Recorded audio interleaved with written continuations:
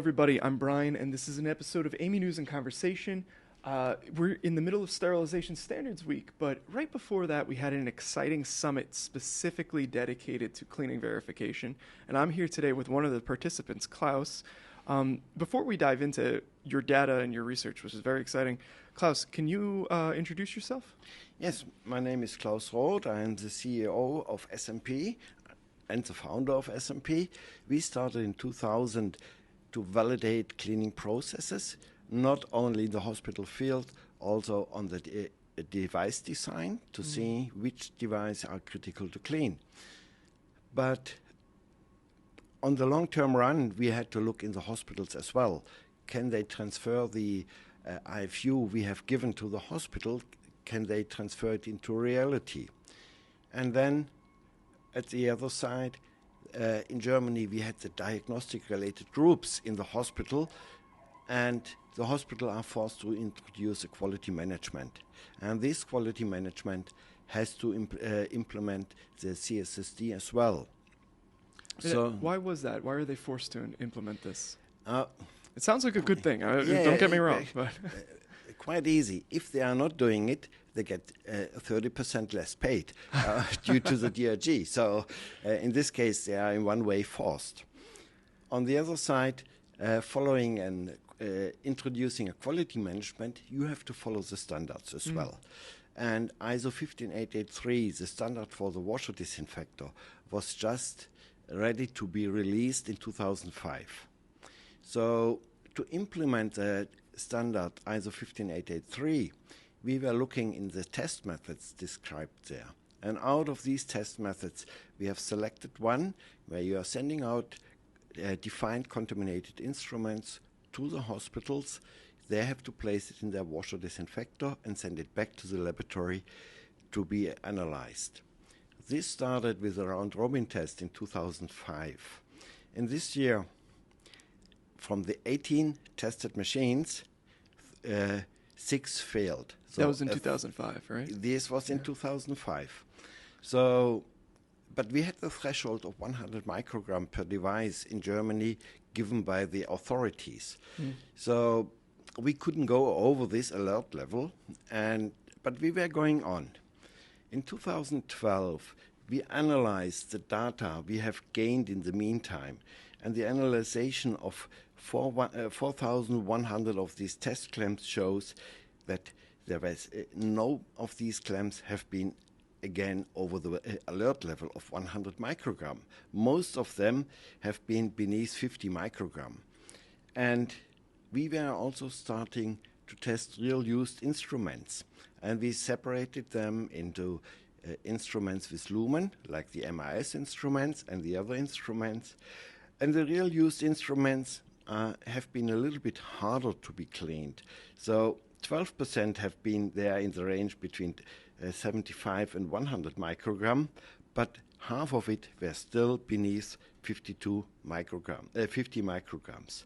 From the MIS instruments, we just had 1% over the 100 microgram limit. So we have seen this method, and analyzing the data helps to improve the cycle verification of the cleaning process in the hospital. Sure. Is a very important point to see where you are and to improve the processes.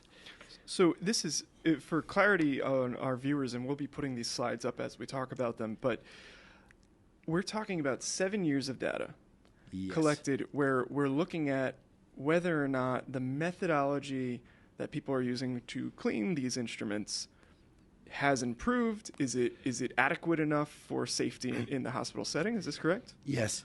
And we have seen also, we have also data about the cycle parameters. So we have seen that the washing phase was extended.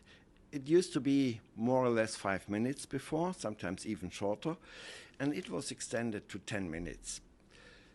Over the years, and we were reviewing now since we have data collected from 2015 to 2022, we have seen they try to shorten the cycle again, but they are using different chemistry in the meantime. Chemistry becomes also more powerful. So we are looking more or less in all the parameters which can influencing the results. We don't get all these parameters all the time reported, but the trend shows that we still stay on a low level. So that's interesting. It's almost as if I'm interpreting this right, when they increased the amount of time that they were taking for the cleaning, it was improving the situation. Yes. Things were staying clean. But now we can decrease the time because the scientific understanding of what chemicals to use has improved. Is that right? And not only the chemicals. Between the data we have today and the time when we did the first test, 10 years are gone. So there are also some modification of the washer disinfector. Improvement in technology. Improvement in technology. So the lifetime of a washer disinfector is usually 10 to 15 years.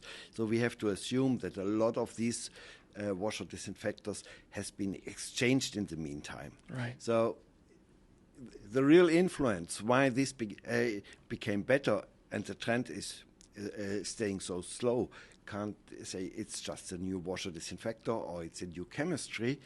The process has been improved. Oh, good. And we were talking about there are a lot of takeaways here where other countries can look at what Germany's doing and say, oh, hey, I can learn from this too. We can improve our patient safety, essentially.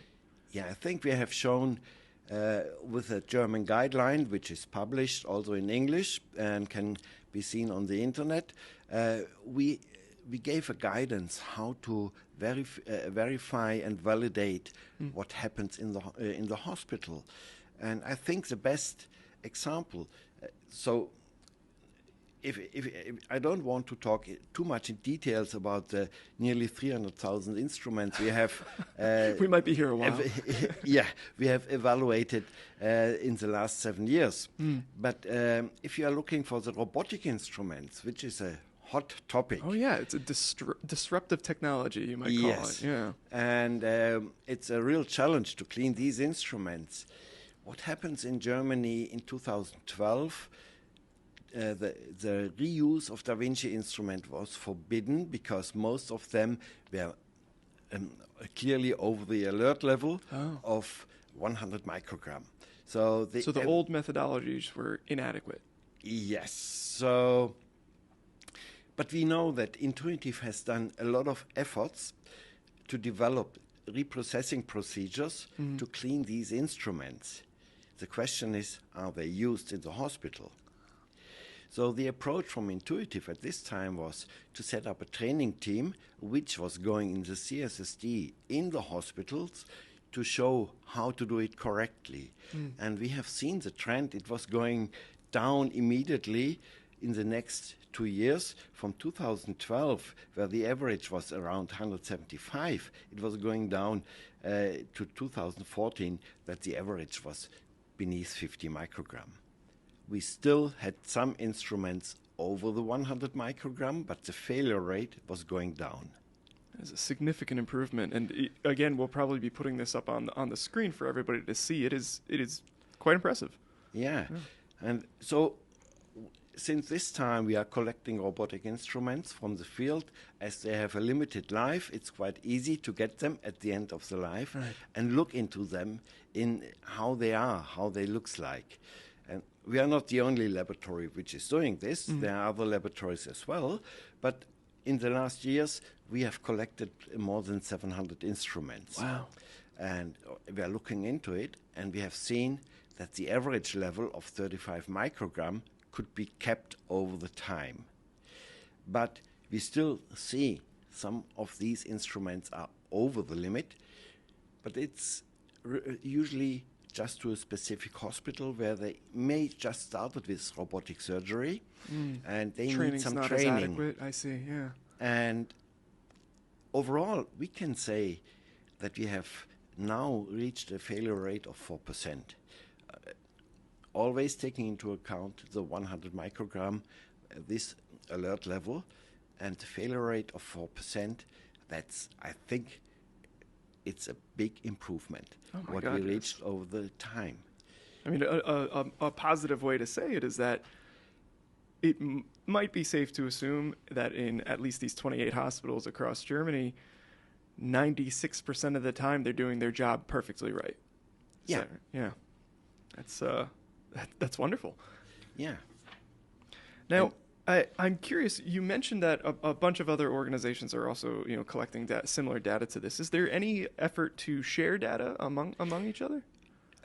Yeah, we are talking with they are in one way competitors to us. Yes. We try to share these data. So the first collected data from 2012 to 2014 from about the robotic instruments. Mm-hmm. These were data from 3 different laboratories. Oh, very good. And we did all this work together with Intuitive and try to improve the instruction for reprocessing, try to improve the processes, and try to improve the training the people get. Yeah. So that's an ongoing process. And I would be happy if a lot of device manufacturers look so in details in their devices like the robotic industry is doing it. Mm-hmm.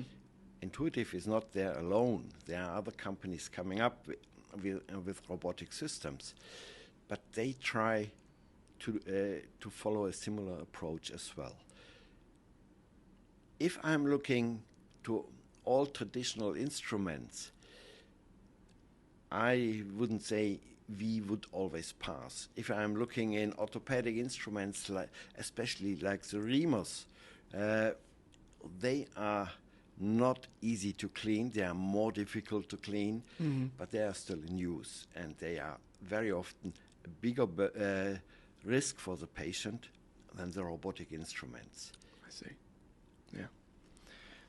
Now, what's next then? Right? Are you expecting a higher trend for the country improvements to continue, or other countries to start adapting similar methods? Both. Both. Well, I would hope. Okay. Okay. You see, the alert level in 2005 was set up to 100 microgram. Mm-hmm. We were going down to 80 microgram. We have in the German guideline also different groups of instruments. So the standards allows to set up families of instruments.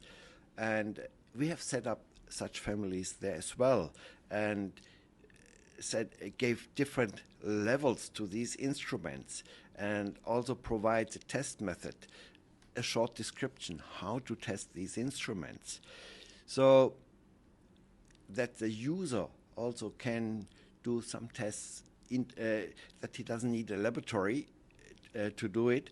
Also, simple tests the user can apply.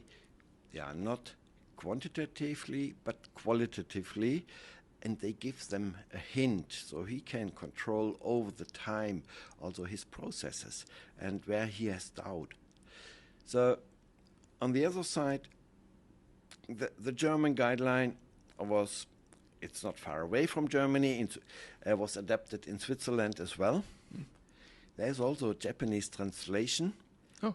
I can't check how good the translation is, but I trust them. And so there's an interest worldwide. And I think this would be great if we have a harmonized test method and a harmonized approach worldwide, and that each can learn from the others, and that we can speed up the verification and improvement process in the different countries. Right. When I see here all these discussions at the AAMI Summit, the user are looking for this. They want to get some guidance how they can do it, because in the beginning in Germany, some were just interesting to see where they are, and they wanted to become better. Yeah. And it's probably not everybody in the CSSD, but I'm sure in each CSSD there are people which are challenged by the job. They want to at the end of the day, not only want to see the numbers of instruments they have cleaned, they want to have the outcome of the cleaning process as well. They want to see they've improved. Yes. Yeah. And this probably makes them feel better when going home. I would hope, yeah. Yeah. No, Klaus, this has been really great to learn about, and I've had a great time talking to you. Is there anything else you wanted to share with us before we close this out? Just try to get better every day. That's the message I want to give to everybody. Wise words. Well, thank you again, and I'm hoping you enjoy the rest of this week. Well, it's the week in the US is over for me. I'm flying home tonight. Oh, perfect. Safe travels. Okay, thank you. All righty.